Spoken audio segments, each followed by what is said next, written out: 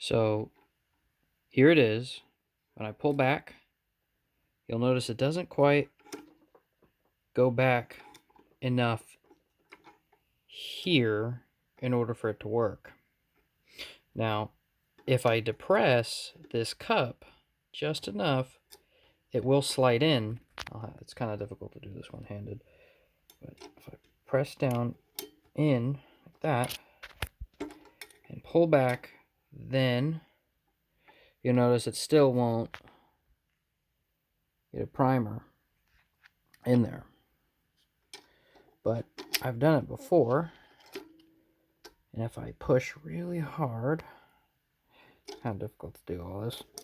I'm not the best cameraman. But I've pulled this back, okay? Pulled forward, okay? And there's a primer in there now. It's a little hard to see. Let me get this on here, yeah. So you can see now there's a primer in there. If I pull this out, I'll do this again. As it shows on the video, I should just be able to pull, but the cup is impacting it here. Now, originally I thought it was this not being screwed down all the way, but it is. It's screwed down until it bottoms out at the bottom here. So it's not that. And if I take this off here, there's just a couple of primers in there, just so I can do it for demonstration purposes. If you look in here, you'll see there's a primer, and it doesn't quite sit right here. All right. Okay, and if I pull back, it's just not impacting. It's not depressing the spring right. So the geometry on this is wrong.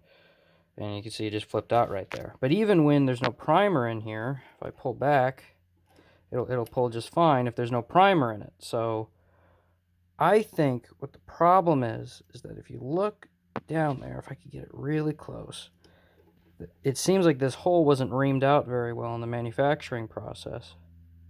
And if we were going to redesign this part, there should be a little ramp in here that gradually pulls the cup back.